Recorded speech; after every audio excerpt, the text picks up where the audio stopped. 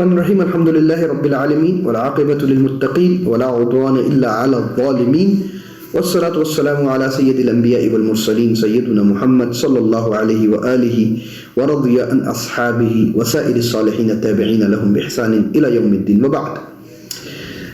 پچھلی نشست میں چند بنیادی باتیں کرنے کے بعد آج سے ہم باقاعدہ انشاءاللہ اس سیریز کا آغاز کر رہے ہیں جو کہ ایک انٹروڈکٹری سیریز ہے علم الکلام کی. ایک تعارفی نشست ہے علم الکلام کی.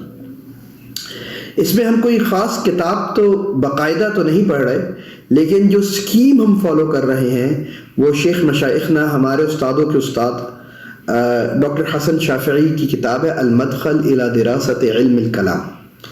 جو ڈاکٹر حسن شافعی کا جو سکیم ہے اسی کی بنیاد پر، اور جو بیسک مواد ہے وہ ڈاکٹر حسن شافعی ہی کا ہے، لیکن آبویسلی ہم لوگ اس کی کتاب نہیں پڑھ رہے، یا نہ میں ان کی کتاب پڑھا رہا ہوں، کیونکہ جب میں ان کی کتاب پڑھاؤں گا تو میرا جو رول ہوگا وہ ہوگا شارح کا، اور جو شارح کا رول ہوتا ہے اس میں پھر آپ مؤلف کے نقطۂ نظر کو سمجھاتے ہیں، اپنا نقطۂ نظر پیش نہیں کرتے.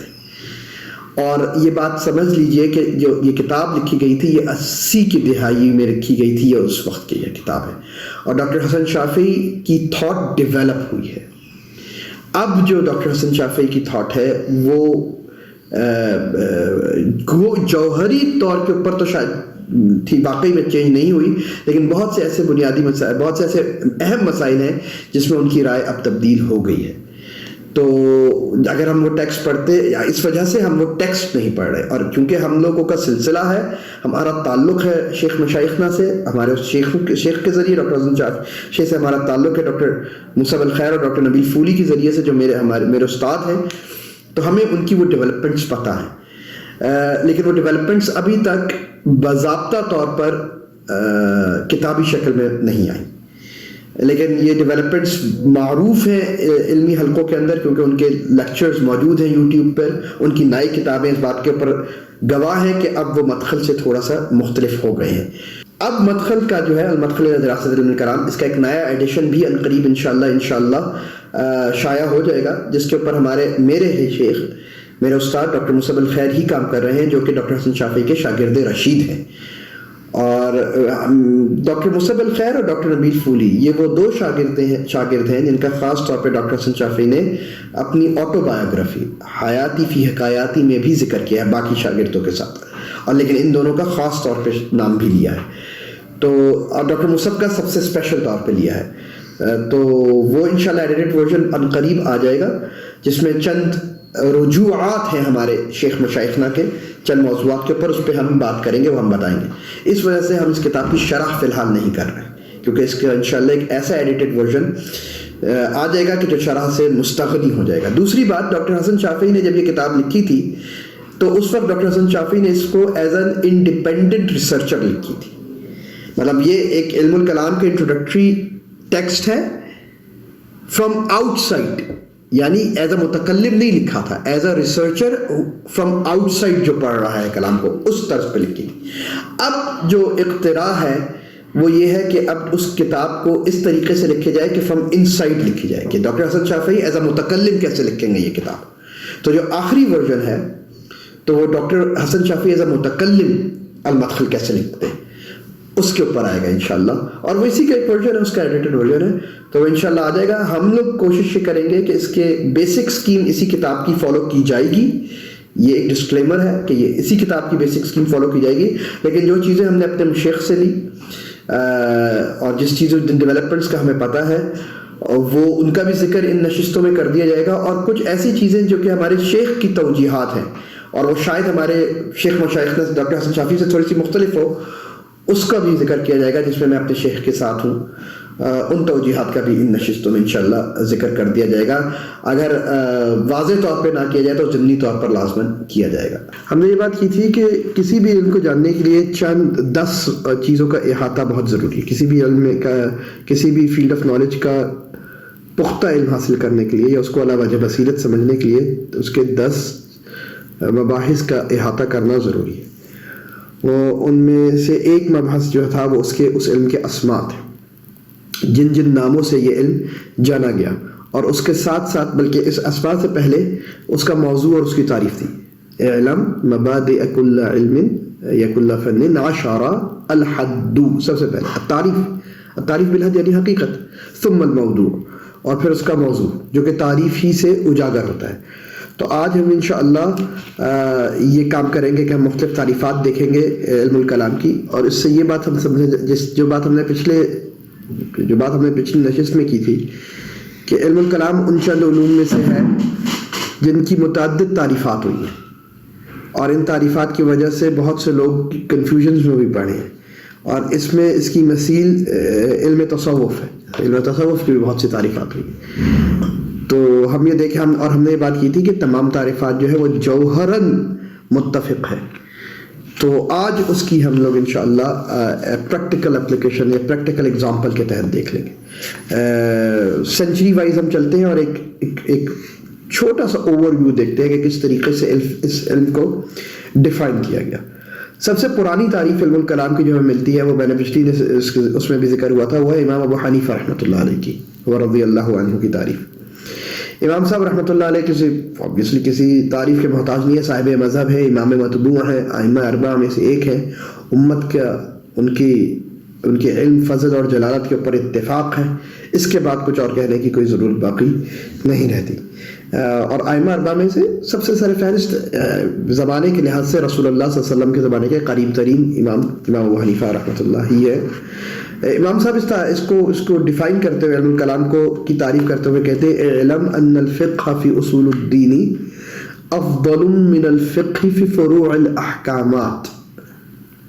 کہ دیکھ جان لو اس بات کو، اچھے سے سمجھ لو اس بات کو کہ اصول الدین میں تفقہ حاصل کرنا یا اصول الدین میں کا علم فقہ حاصل کرنا افضل ہے بنسبت اس کے کہ فروع احکامات یا فروعی احکامات میں فقہ حاصل کیا جائے، بتفقہ کیا جائے.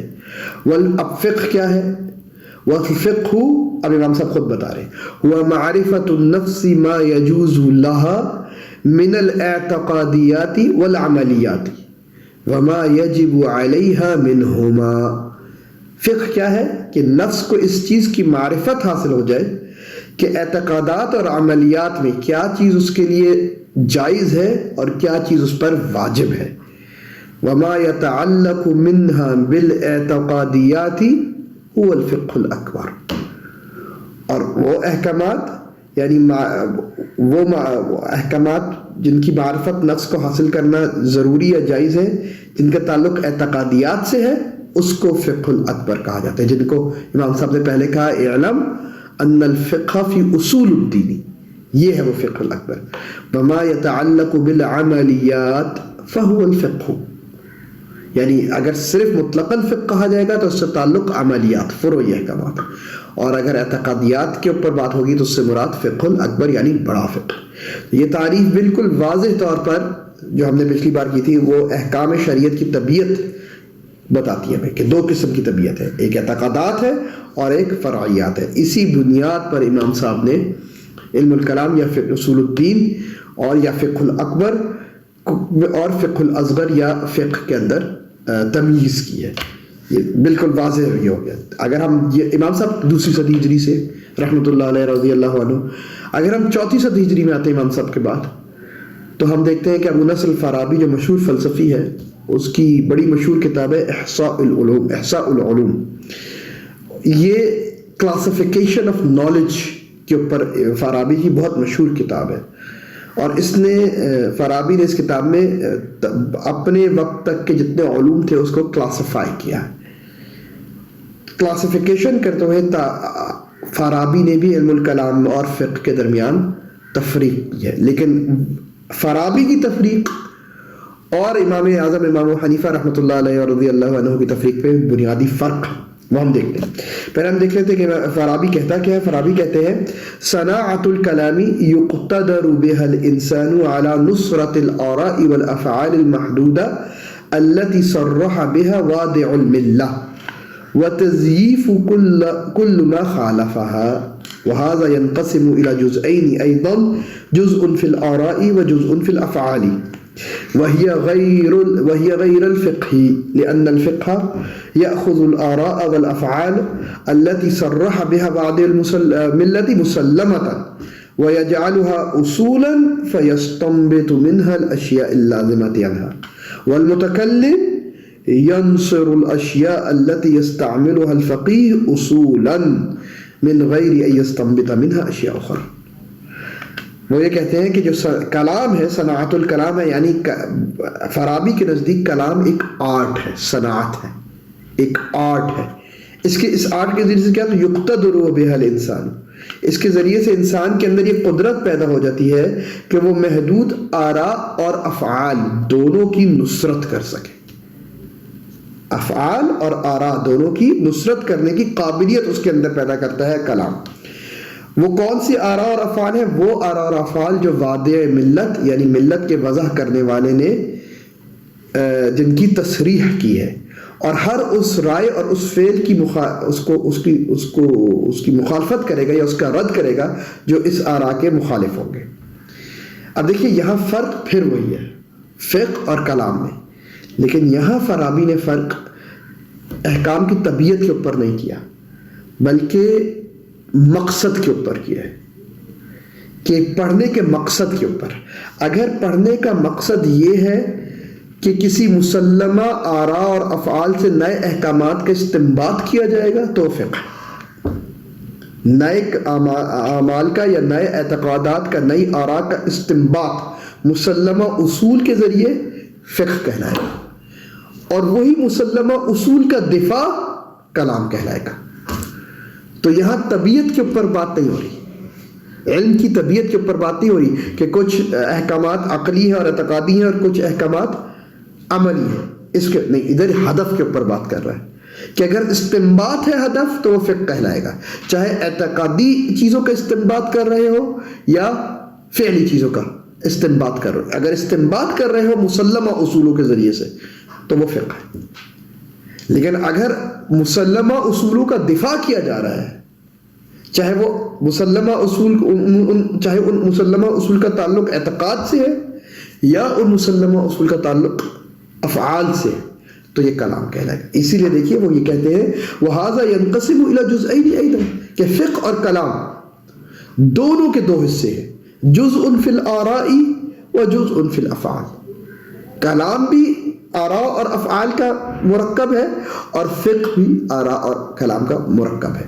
تو یہاں اس تعریف میں یہ فرق دیکھ لیجیے آپ کہ وہاں طبیعت حکم تھا، یہاں مقصد دراست ہے کہ کس مقصد اور ہدف کیا ہے پڑھنے کا.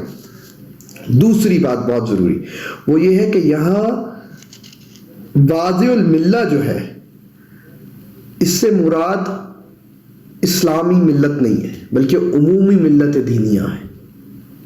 یہاں شیخ مصطفیٰ عبد الرازق رحمۃ اللہ علیہ نے فارابی کی اس تعریف پر یہ کمنٹ کیا ہے کہ فارابی یہاں پر اصل میں جرنل بات کر رہا ہے، ریلیجنز کی بات کر رہا ہے، ریلیجن آف اسلام کی بات نہیں کر رہا.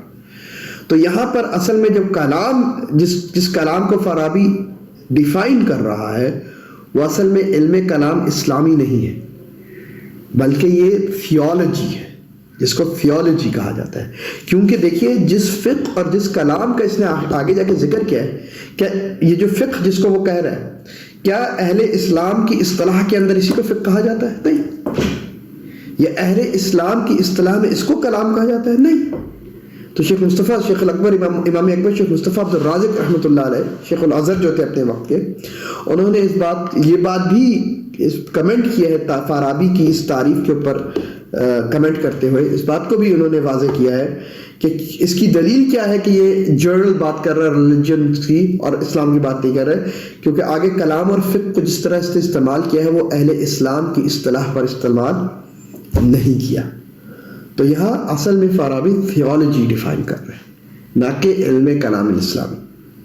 کیا علم الکلام کو تھیولوجی کہا جا سکتا ہے، اسلامک تھیولوجی؟ اس کے اوپر مختلف آراء ہیں. جو زیادہ صحیح رائے واللہ عالم جو زیادہ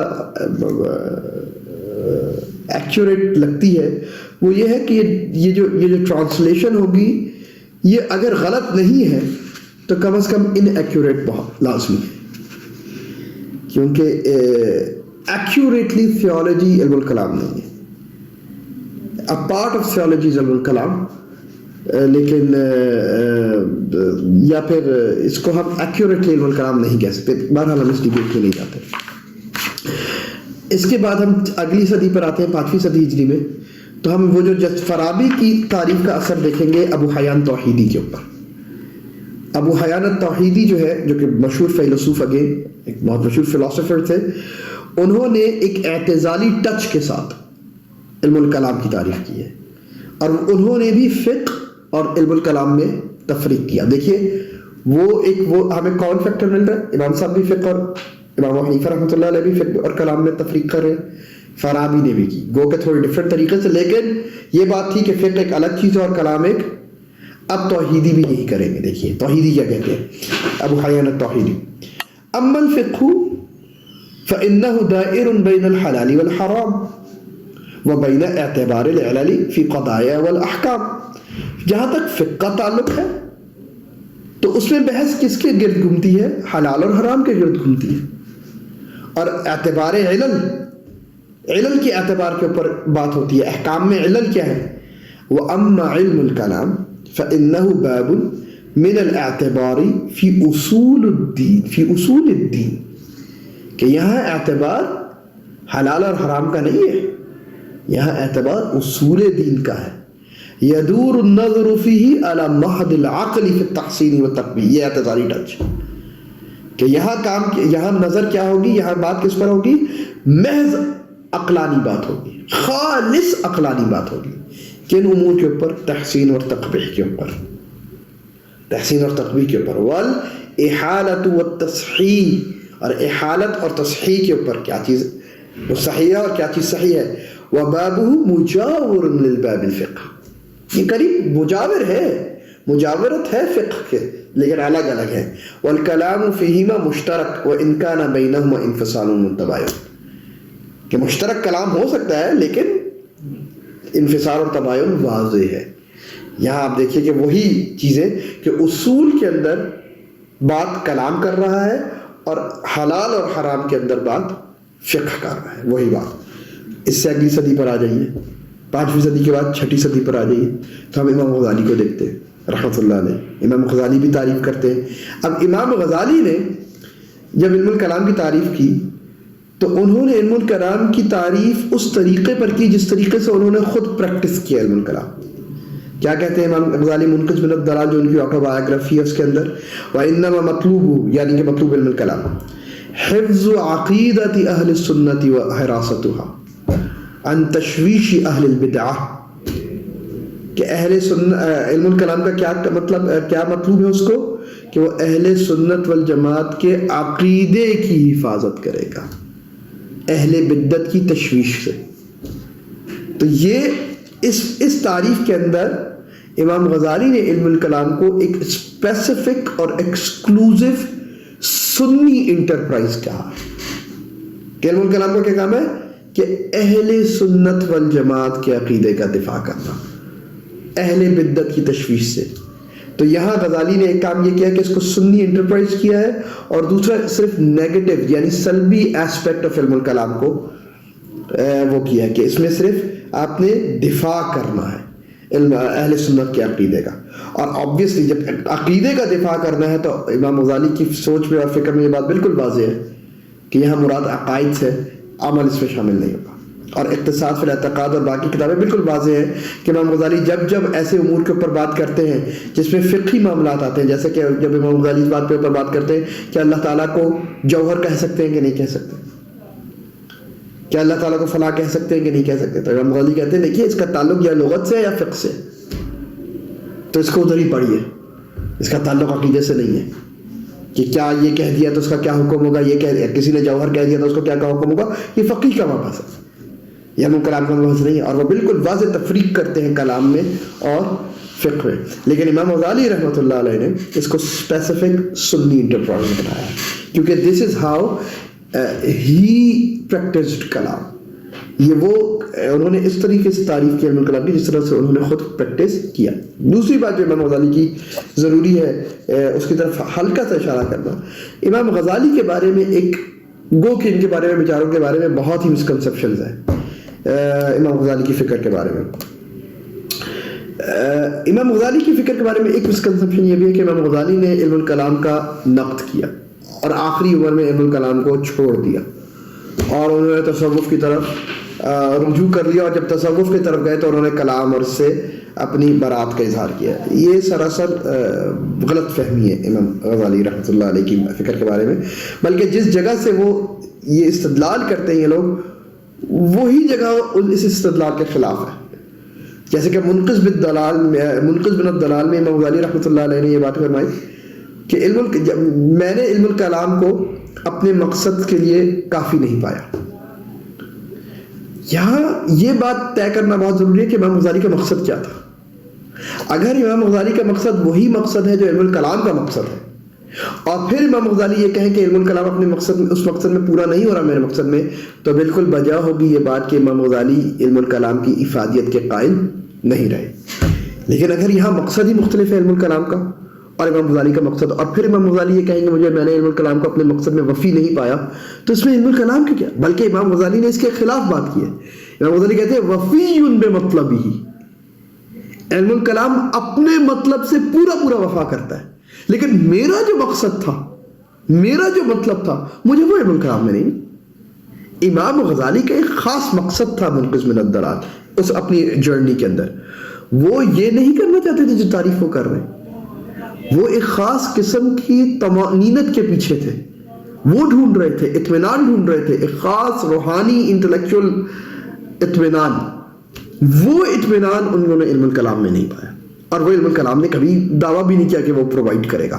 آج بھی کوئی متکلم یہ دعویٰ نہیں کرتا کہ اگر آپ کو وہ روحانی اطمینان چاہیے جو کہ انٹلیکچوئل اطمینان کے بعد آتا ہے, تو پھر وہ علم الکلام کا کام نہیں ہے. علم الکلام تو یہ کام ہی نہیں ہے. علم الکلام تو دفاع اور اس کے اوپر ہے بھائی, اسٹیبلشمنٹ. تو اسی لیے امام غزالی منقذ میں بالکل واضح طور پہ کہہ رہے ہیں وفی بمطلبہ, علم الکلام بالکل وفا کرتا ہے اپنے مطلب سے. جو اس نے اپنا مقصد بیان کیا ہے علم الکلام نے, وہ پورا کرتا ہے علم الکلام. یہ بات منقذ من الدلال میں کی. یہی بات خلوت سے پہلے اقتصاد میں امام غزالی کہتے ہیں, جب امام غزالی رحمۃ اللہ علیہ علم الکلام کو فرض کفایات میں ڈالتے ہیں. یہی بات امام غزالی, عجیب بات ہے, یہی بات امام غزالی جواہر القرآن میں کہتے ہیں, اور یہی بات امام غزالی الجام العوام میں کہتے ہیں. الجام العوام عن علم الکلام, اس کتاب کا مطلب کیا ہے؟ اس کتاب کا مطلب ہے کہ عوام الناس کو علم کلام سے روکنا, عوام الناس کو علم کلام سے دور کرنا. اس کے عنوان سے ایسا لگتا ہے کہ یہ کتاب اینٹی کلام ہوگی, لیکن یہاں بھی وہ اینٹی کلام نہیں. امام غزالی تھرو آؤٹ وہ کوئی ادھر ادھر نہیں بڑھے, ایک ہی سسٹمیٹک ان کی سوچ تھی, اور وہ علم کی بنیاد کے اوپر پہلے بھی قائم تھی, اسی وجہ سے وہ چینج نہیں ہوئی. امام غزالی نے الجام العوام میں بھی یہ بات کی ہے کہ وہ لوگ جن کو کوئی شبہات نہیں ہے عقیدے پر, وہ لوگ جو کہ فطرت سلیمہ پر ہیں, وہ لوگ جو کہ سوسائٹی کی وجہ سے پروٹیکٹڈ ہیں جن کا عقیدہ, ان کو علم الکلام پڑھانے کی ضرورت نہیں. علم الکلام خود امام غزالی بالکل واضح طور پہ جواہر القرآن اور الجام میں کہتے ہیں کہ علم الکلام ایک دوا ہے اور قرآن غذا ہے. دوا صرف مریضوں کو دی جاتی ہے, غذا ہر کسی کے لیے ضروری ہوتی ہے, چاہے مریض ہو چاہے مریض نہ ہو. تو قرآن غذا ہے, وہ مریض اور صحت مند دونوں کے لیے اتنی ضروری اور مطلوب ہے, ایک ہی جتنی یکسر طور پہ مطلوب ہے. لیکن دوا صحت مند کو نہیں دی جائے گی, دوا اس کو دی جائے گی جس کو شبہ لاحق ہو جائے گا. اور اگر شبہ لاحق ہو گیا ہے تو امام غزالی بالکل واضح طور پہ الجام العوام میں بھی کہتے ہیں اور جواہر القرآن میں بھی کہتے ہیں, جو خلوت کے بعد کی کتابیں لکھی گئی ہیں, کہ پھر اس میں پھر علم الکلام بہت ضروری ہو جائے گا. پھر وہ علم الکلام کی طرف جائیں گے, کیونکہ شبہات کو اب رد کرنا بہت ضروری ہو گیا. اگر شبہ آ جائے کسی بھی عامی کے اس میں, تب اس پہ فرض ہوتا ہے کہ یا پھر وہ عالم کے پاس جا کر شبہ کو دور کرے, اور اگر عالم سے شبہ نہیں ہو رہا تو چونکہ شبہ کو دور کرنا واجب اور فرض ہے, تو پھر وہ خود کودے میدان میں اور اب حاصل کرے. اب اس بحر بے قرار کے اندر جس کے اندر شدید تیز لہریں ہوں گی، اب کودنا پڑے گا اس کو. تو اس کا اب یہ ہر زمانے کے اعتبار سے اب آپ دیکھ لیجئے کہ کیا شبہات اتنے واضح ہو گئے ہیں، کیا شبہات سرایت کر گئے ہیں معاشرے کے اندر کہ نہیں. اگر سرایت کر گئے تو کلام اتنا ہی امپورٹنٹ ہو جائے گا، ورنہ کلام خاص لوگوں کے لیے رہے گا. یہ معاشرے ٹو معاشرہ، time to time, society to society میں ویری کرے گا. لیکن کہیں بھی یہ نہیں ہوا کہ امام غزالی نے اپنے موقف میں کوئی تبدیلی کی. نہ خلوت سے پہلے کے موقف میں ان کی کوئی تبدیلی ہے، خلوت سے پہلے اور خلوت کے بعد امام غزالی کا علم الکلام کے بارے میں ایک ہی موقف رہا ہے. یہ ایک آن دی فٹ نوٹ بات کرنی ضروری تھی امام غزالی کی. بہرحال امام غزالی کی بات اگر ہم جب آگے صدیوں میں آتے ہیں، 7ویں صدی سے لے کے 9ویں صدی میں، اب وہاں ایک خاص ڈیولپمنٹ ہوئی. وہ خاص ڈیولپمنٹ یہ ہوئی کہ اب تعریفات کے اندر جنرالٹی آئے گی، اور اسی طریقے سے وہ فقہ اور کلام کے اندر ڈسٹنکشن کریں گے. دیکھیے پہلی تعریفات شروع ہوئی فقہ اور کلام کی ڈسٹنکشن میں، صحیح ہے. امام غزالی نے فقہ اور کلام کی ڈسٹنکشن کو اسی طرح رکھا، لیکن اس کو ایکسکلوزیولی سنی انٹرپرائز بنا دیا. ٹھیک ہے، ایز اف امام غزالی سیئنگ کہ اہل بدعت جو کر رہے ہیں وہ کلام نہیں ہے، علم الکلام نہیں ہے، وہ یکسر مردود چیز ہے.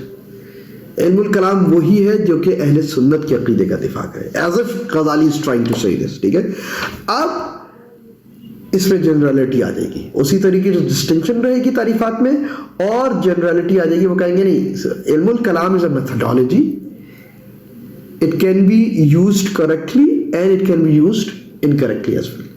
یہ صحیح طریقے سے بھی استعمال کی جا سکتی ہے اور غلط طریقے سے بھی استعمال کی جا سکتی ہے. صحیح طریقے سے استعمال ہوگی تو اہل سنت کی ہوگی obviously، کیونکہ ہم سنی اس سے پرسپیکٹو سے پڑھ رہے ہیں، اور اگر وہ غلط طریقے سے ہوگی تو وہ غیر اسے کی ہوگی. جیسے کہ امام بیضاوی رحمۃ اللہ علیہ 7ویں صدی ہجری میں کہتے ہیں، بیضاوی اشعری رحمۃ اللہ علیہ اشعری تھے، کہتے ہیں علم الکلام کے علم یقتدر معه على اثبات العقائد الدینیہ بإيراد الحجج عليها والدفع الشبهة عنها. کون سا علم ہے؟ یقتدر معه، جس کے ذریعے سے یہ قدرت حاصل ہوتی ہے کہ دینی عقائد کو، صرف عقائد کے اوپر حجت قائم کی جائے گی، دلیل اور برہان دیا جائے گا. ٹھیک ہے، دینی عقائد ثابت کیے جائیں گے، کس طریقے سے؟ تقلیداً نہیں، بإيراد الحجج علیہا، ان کے اوپر حجت قائم کی جائے گی، برہان دیا جائے گا، اور دفع الشبہات عنہا، اور اس کے اوپر جو شبہات وارد ہو رہے ہیں اس کو دفع کیا جائے گا. اسی کے فوراً بعد امام ایجی رحمۃ اللہ علیہ کیا کہتے ہیں؟ امام ایجی کہتے ہیں کیا؟ والکلام علم یقتدر معه على اثبات العقائد الدینیہ بإیراد الحجج ودفع الشبہہ. وہی تعریف ہوگی امام بیضاوی والی. والمراد بالعقائد، اب وہ بتا رہے اگر کسی کو شبہ آ جائے کہ عقائد سے کیا مراد ہے، امام بیضاوی کی تعریفیں، تو امام ایجی اس کو کلیئر کر رہے ہیں اور ایکسپلین کر رہے ہیں. والمراد بالعقائد ما يقصد فيه نفس الاعتقاد دون العمل. عقائد سے کیا مراد ہے؟ کہ نفس اعتقاد جس میں عمل داخل نہیں ہے. وہ بالدینیتی، یہاں کیا کہا تھا؟ علی اثبات العقائد الدینیہ، اور دینیہ سے کیا مراد ہے؟ المنصوبتی الی دین محمد علیہ الصلاۃ والسلام، وہ عقائد جو کہ دین محمد صلی اللہ علیہ وآلہ وسلم کی طرف منسوب ہے. اب دیکھیے کیا جو ہمارے خصم ہیں، ہمارے مخالف گروہ ہیں، معتزلہ، شیعہ یا خوارج یا مرجئہ یا مجسمہ الکرامیہ، یہ مخالف گروہ تھے ہمارے، کیا یہ اپنے آپ کو رسول اللہ صلی اللہ علیہ وسلم کے دین کی طرف منسوب کرتے ہیں کہ نہیں کرتے؟ کرتے ہیں. ان میں سے ہر کوئی منسوب رسول اللہ صلی اللہ علیہ وسلم کے دین کی طرف ہی ہے. تو اس کا مطلب ہے ہر وہ بندہ جو ہر ایسا اعتقاد کی جو اس کے نزدیک رسول اللہ صلی اللہ علیہ وسلم کے دین کی طرف منسوب ہے، ان کا دفاع کرے گا حجت کے اوپر اور ان کی شبہات کا رد کرے گا، تو وہ کلام کر رہا ہے. تو اس کا مطلب وہ دیکھ لیجیے، امام ایجی خود کہہ رہے ہیں فَإِنَّ الْخَصْمَ وَإِنْ خَطَّأْنَاهُ لَا نُخْرِجُهُ مِنَ الْكَلَامِ عَنِ الْكَلَامِ، کہ ہمارے جو مخالف گروہ ہے وہ ان خطأناہ، ہم اس کی غلطی کے قائل ہیں کہ وہ غلط ہے، اس کی غلطی کے معترف ہیں ہم کہ وہ غلط کر رہا ہے، لیکن علم کلام سے باہر نہیں آ رہا، کیونکہ وہ ان عقائد ہی کا دفاع کر رہا ہے جو اس کے نزدیک رسول اللہ صلی اللہ علیہ وسلم کی دین کی طرف منسوب ہے. تو یہاں علم الکلام کا ہے جو ہے وہ انٹرپرائز کیا ہوئی جنرل لا. یہاں اب آپ کہیں گے معتزلی کلام، شیعی کلام، مرجعی کلام، مجسمی کلام، خارجی کلام، سنی کلام. صحیح ہے؟ تو یہاں آپ عبادی کلام، یہ سارے کام ہوتے ہیں. یہ امامی کی ہو گئی. اور اگر ہم اس سے آگے آئیں، آگے جا کر 9ویں صدی ہجری میں آ جائیں، ابھی ہم 7ویں میں تھی، پھر 8ویں میں آئے، پھر 9ویں میں آ جائیں، تو دیکھیے امام ابن خلدون رحمۃ اللہ علیہ بھی اسی طرح تعریف کر رہے ہیں.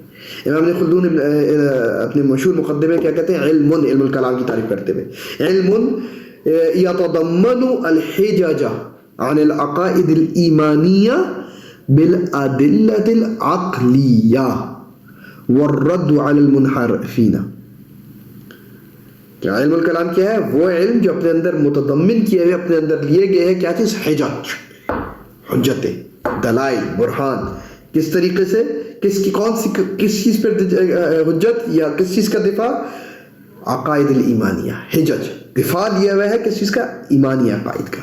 کس طرح دفاع کریں گے آپ اس کا؟ بالادلۃ العقلیہ. کیونکہ جب میں نے یہ کر لیا کہ عقائد ایمانیہ ہیں، تو ایمانی عقائد کدھر سے ثابت ہوں گے؟ نصوص سے. تو ثابت میں عقل کے اوپر نہیں کر رہا، ادلہ عقلیہ کے اوپر ثابت قرآن اور سنت عقیدہ کر رہا ہے. اب اس کا میں دفاع کر رہا ہوں، کس سے؟ عقلی دلیلوں سے، اور منحرفین کا رد کروں. اب کیا ان تمام تعریفات کے اندر سیمیٹری نظر آتی ہے کہ نہیں آتی؟ سیمیٹری نظر آ رہی کہ عقائد کی بات ہو رہی ہے، اس کو اسٹیبلش کیا جا رہا ہے، اس کا دفاع کیا جا رہا ہے، شبہات کا رد کیا جا رہا ہے، اور افعال سے تعرض نہیں کیا جا رہا. سارے لوگ یہی کرتے ہیں. دو چیزیں پہلے لوگوں نے، پہلے متقدمین کی تعریف کے اندر طبیعت حاوی تھی اور دفاع حاوی نہیں تھا. بعد میں طبیعت کے ساتھ ساتھ دفاع بھی آ گیا. صحیح ہے؟ اور دیکھ لیجئے ایک دوسری بات بھی یہ ہو گئی کہ بعد والوں نے دو ایسپیکٹس علم کلام کے ڈیولپ کیے، ایک ایجابی ایسپیکٹ اور ایک سلبی ایسپیکٹ، پازیٹیو اور نیگیٹو.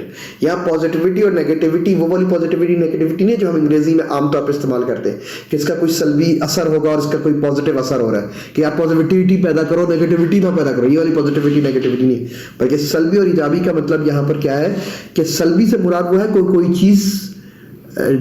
کوئی چیز ثابت کی جا رہی ہے، اور سلبی سے مراد ہے کسی چیز کا رد، نکالا جا رہا ہے باہر، ایکسٹینشن کی طرف جا رہی ہے.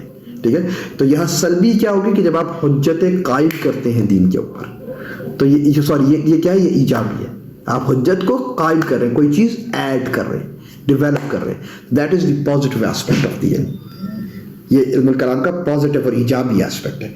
نیگیٹو ایسپیکٹ کیا ہے کہ آپ کسی چیز کا رد کر رہے ہیں، نفی کر رہے ہیں. یہ نیگیٹیوٹی نہیں لا رہا بلکہ آپ نفی کر رہے ہیں. تو آپ جب شبہات کا رد کرتے ہیں تو وہ اس کے نیگیٹو ایسپیکٹ آف دا علم ہوتا ہے، یا سلبی علم کا سلبی پہلو ہوتا ہے. صحیح؟ تو یہ اس طریقے سے آپ کو یہ دیکھیے. اب دیکھیے، اب اعتقاد آگے جا کر امام محمد عبدو رحمۃ اللہ علیہ یا ان لوگوں نے علم الکلام کی جب تعریف کی لیٹر آن، تو انہوں نے اس پہ انفسائز کیا زیادہ تر علم الکلام میں الہیات کے اوپر یا نبوات کے اوپر. ٹھیک ہے؟ کچھ تعریفات میں ایسا ہوا. تو ہم آخری تعریف جو لیتے ہیں وہ ہم اپنے کیونکہ کنٹمپرری کی لے لیتے چلتے ہوئے، تو ہم اپنے شیخ مشائخ ڈاکٹر حسن شافعی کی لیتے. ڈاکٹر حسن شافعی جو ہے وہ ہمارے شیخ کے شیخ ہیں. اور علم الکلام میں اگر کوئی بندہ ہے کہ علم الکلام کی فیلڈ کا اگر کوئی بندہ ہے تو حسن شافعی کسی تعریف کے محتاج نہیں ہے. علم الکلام کے ایک ماہر ترین بندوں میں سے ایک ہیں. ازہر کے کبار علماء میں ان کا شمار ہوتا ہے. دارالعلوم کے جید ترین اساتذہ میں ان کا شمار ہوتا ہے. یہ ان چند لوگوں میں سے ہیں جنہوں نے ازہر کو اور دارالعلوم کو جمع کیا، یعنی کہ ٹریڈیشن کو اور ماڈرنٹی کو، تراث کو اور معاصرت کو جمع ہے. ازہر کنایا ہے ٹریڈیشن کا، تراث کا. دارالعلوم کنایا ہے ماڈرنٹی کا، معاصرت کا، یہ بات پتہ ہے سب کو، ٹھیک ہے. حسن شافعی ان چند نایاب لوگوں میں سے ہے جنہوں نے ان دونوں کو جمع کیا، کیونکہ حسن شافعی ازہری بھی ہے، درعامی بھی ہے. ازہر سے بھی وہ گریجویٹ ہوئے اور دارالعلوم قاہرہ سے بھی گریجویٹ ہوئے، تو یہ دونوں تھے. انیشیل ساری تعلیم ازہر کی تھی، پھر گریجویشن دونوں سے ہوئی، اور پھر ہائر اسٹڈیز انہوں نے دارالعلوم میں ماسٹرز کیا، ایم فل کیا، اور پھر لندن یونیورسٹی سے جا کر پی ایچ ڈی کیا. تو یہ ان کے درمیان وہ زبردست امتزاج ہے تراث کا، ٹریڈیشنلزم کا اور ماڈرنزم یا معاصرت کا. ماڈرنزم کیونکہ ایک خاص قسم کی ٹرم ہو گئی ہے، وہ استعمال بھی کرتے ہیں. ڈاکٹر حسن شافعی کہتے ہیں اپنی کتاب کے اندر المدخل الی دراست علم الکلام کے اندر کہ اگر ہم ان تمام تعریفات کا نچوڑ اور ان تمام تعریف کو ایک تعریف کے اندر یکجا کر لیں تو ہم کیا کہیں گے کہ انہ العلم الذي يبحث فيه عن الاحکام الشرعیۃ الاعتقادیہ. احکام شرعیت الاعتقادیہ یہ وہ علم ہے جس میں بحث کی جاتی ہے، جس کو میں پڑھا جاتا ہے شریعت کے ان احکامات کو، مطلب آپ یہ نہیں کہہ سکتے کہ یہ قرآن و سنت سے کٹا ہوا کوئی علم ہے. شریعت کے ان احکامات کو پڑھا جائے گا جن کا تعلق اعتقادات سے ہے. کیا مطلب؟ التی تتعلق، وہ اعتقادات جن کا تعلق کس سے ہوتا ہے؟ الہیات والنبوات والسمعیات. یہ علم الکلام کے 3 بیسک سبجیکٹ میٹر ہے، 3 بڑے رئیسی ابواب ہے. یہ ہے علم الکلام کا موضوع. اس کے باہر ہر چیز علم الکلام سے ملحق ہوگی. علم الکلام کا کس سے بحث کرے گا؟ الہیات سے، نبوات سے اور سمعیات سے.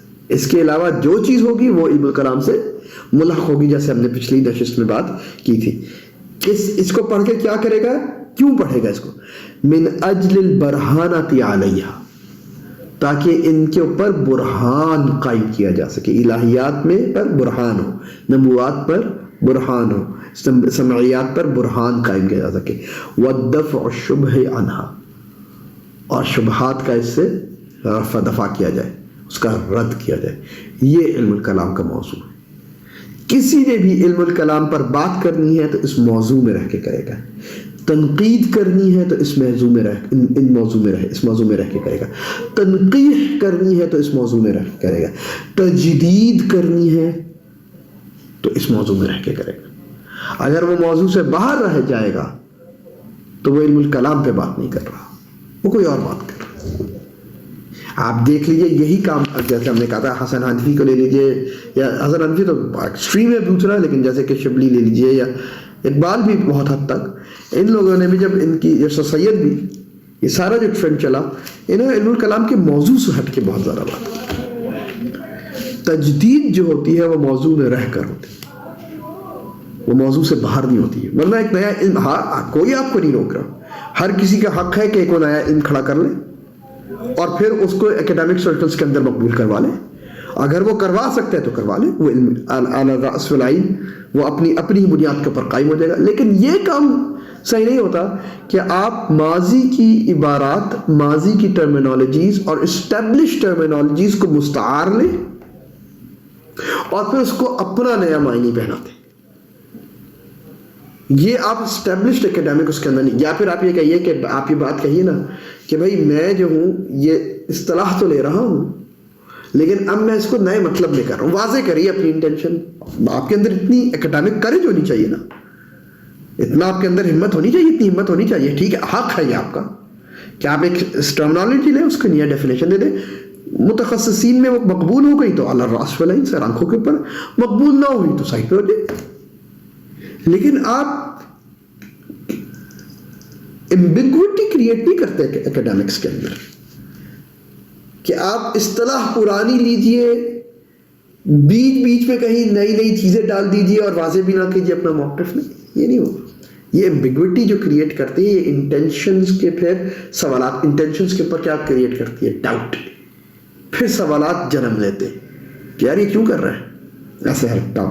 تو یاری بات، تو آپ کے اندر اتنی اکیڈمک کریج ہونی چاہیے اور آپ کے اندر اتنی اکیڈمک سنسیرٹی ہونی چاہیے، اتنا آپ کو علمی طور پہ ایماندار ہونا چاہیے کہ اگر آپ اصطلاح استعمال کر رہے ہیں جو کہ ایک اسٹیبلشڈ اصطلاح ہے تو پھر آپ اسی معنی میں استعمال کریں، اور اگر آپ کو اس معنی سے اختلاف ہے تو آپ نئی اصطلاح وضع کیجیے اور مقبول کروا لیجیے. یہ تو آپ نہیں کرنے نا کہ ان کے کندھوں پہ چڑھ کر پھر فائر اپ نہ کریں. یہ تو ایکڈیمک کریڈیبلٹی کے خلاف ہے اور ایکڈیمک اس کے خلاف ہے، مورل ایتھکس اور مورالٹی کے خلاف یہ کام کرنا. تو میرا خیال ہے کہ یہاں پر ہم لوگ یہ اس کو ختم کرتے ہیں. یہاں ہم نے تعریفات کا موضوع ختم کر لیا. اب اگلی بار انشاءاللہ ہم لوگ اس کے اسی طریقے سے اسماء کو دیکھ لیں گے، کیونکہ ہر اسماء will have a historical relevance to it. ایک بڑا ظریف تاریخی نقطہ ہوگا اور ہم دیکھیں گے کہ بہت سے لوگوں نے کون سا نام کیوں ڈیولپ ہو گیا، کیا وجہ بنی. تو ایک بڑی زبردست قسم کی نا ایک آن دی ہامش آن دی فٹ نوٹ آپ کو تاریخ سے بھی جوڑے گی علم الکلام کے، اور پھر ہم ڈائریکٹ علم الکلام کی تاریخ پر آ جائیں گے انشاءاللہ. نہیں سوری، اس سے پہلے ہم علم الکلام کی اس کے اوپر آئیں گے. حکم کیا ہے بھائی، پڑھ بھی سکتے ہیں کہ نہیں، کیونکہ یہ بھی ایک بہت بڑا ڈیبیٹیبل ایشو ہے کہ علم الکلام بہت سے ائمہ کے ایسے اقوال ہیں جن کو پیش کیا جاتا ہے کہ ائمہ نے علم الکلام کو ڈسکریج کیا، اس کی حوصلہ شکنی کی اور متکلمین کو پسند نہیں کیا، یا علم الکلام کو پسند نہیں کیا. تو کیا وہ جو ائمہ کی عبارات اور نصوص پیش کی جاتی ہیں، کیا ان کا وہی مطلب ہے جو کہ لیا جا رہا ہے، یا پھر ان کا مطلب کچھ اور ہے؟ اور اگر وہی مطلب تھا تو پھر امت کی پوری ٹریڈیشن نے ان اقوال کو کیوں چھوڑ دیا امام کی؟ کیونکہ بہرحال یہ ایک حقیقت ہے، حقیقت امر یہ ہے کہ امت نے علم الکلام کو ایکسیپٹ کر دیا. اوور میجورٹی آف اسکالرشپ نے علم الکلام ایکسیپٹ کیا. اب یا پھر وہ ائمہ سے انحراف کر کے ایکسیپٹ ہوا ہے، یا پھر وہ جو توجیہ پیش کر دی جا رہی ہے ائمہ کے الفاظ کی وہ توجیہ غلط ہے، بلکہ یہی توجیہ ہے جو کہ بعد میں اسٹیبلش ہو گئی.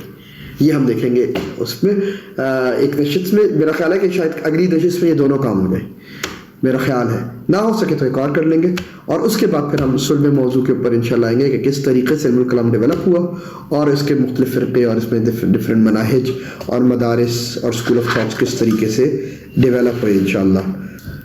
پہلی نشست میں ایک دو چیزیں جو کہ میں دیکھ رہا تھا تو اس میں ایک جو واضح غلطی تھی وہ یہ تھی کہ میں نے جو وہ کانسیپچول پیراڈائم میں نظم آپ کو کچھ اشعار بتائے تھے امام بائجوری رحمۃ اللہ علیہ نے جس کو نقل کیا ہے، وہ جوہر التوحید کا حاشیہ نہیں تھا امام بائجوری کا، وہ نہیں ہے. اصل میں امام بائجوری نے جوہر التوحید کے اوپر حاشیہ نہیں لکھا بلکہ امام سنوسی رحمۃ اللہ علیہ کے عقیدے کے اوپر حاشیہ لکھا.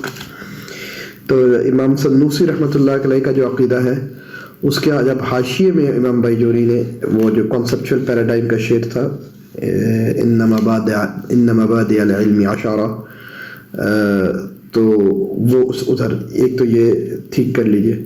دوسری غلطی مجھے عبارت کے پڑھنے میں بھی ہو گئی تھی، وہ شاید تیزی میں پڑھ گیا میں، وہ معرفت النفس ما یجوز لہا و علیہا تھا، میں نے لہو کہہ دیا تھا، تو دوسری غلطی یہ ہو گئی تھی. اقول قولی ھذا استغفر اللہ لی ولکم ولسائر المسلمین والمسلمات سبحانک اللہم وبحمدک نشہد ان لا الہ الا انت نستغفرک ونتوب الیک.